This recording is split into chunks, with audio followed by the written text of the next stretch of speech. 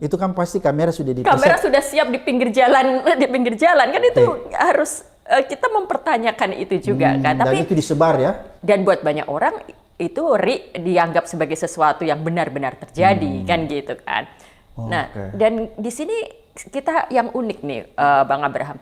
Banyak orang mungkin melihat Pak Jokowi post power syndrome gitu ya. Kalau saya enggak. Post power syndrome itu lebih ke kondisi psikologi, di mana semua orang bisa punya post power syndrome ya. Orang yang sehari-hari ibaratnya ASN misalnya, dia kerja PNS 50 tahun lalu pensiun, dia post power syndrome. Jadi orang posisi di mana dia masih shock dengan realita bahwa dia pensiun, tidak punya pekerjaan dan sebagainya.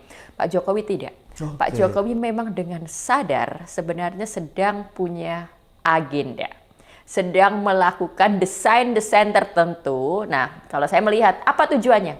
Ada dua. Yang pertama adalah untuk tetap mengamankan dirinya atas kesalahan-kesalahan yang diperbuat selama 10 tahun periode kekuasaan. Dia tetap tidak mau tersentuh hukum.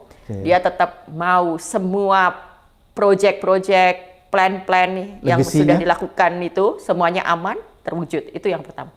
Lalu yang kedua, kita nggak bisa naif, Pak Jokowi sedang bekerja untuk 2029 untuk memuluskan Gibran. Iya. Jadi Pak Jokowi sedang bekerja, bukan Pak Jokowi sedang post power syndrome.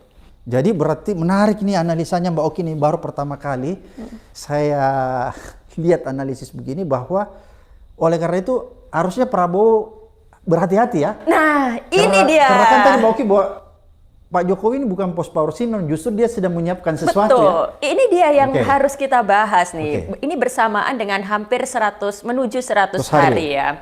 Dalam 100 hari pemerintahan Pak Prabowo. Nah, saya ingat saya duduk terakhir di sini adalah 1 hari sebelum pelantikan presiden, dan di situ saya sudah mengingatkan tentang gemuknya kabinet, lalu bagaimana Pak Prabowo yang insecure sehingga harus tetap mengikuti apa yang dikatakan Jokowi. Nah, hampir 100 hari, kita masih dan makin melihat indikasi bahwa Jokowi punya peran besar dalam pemerintahan.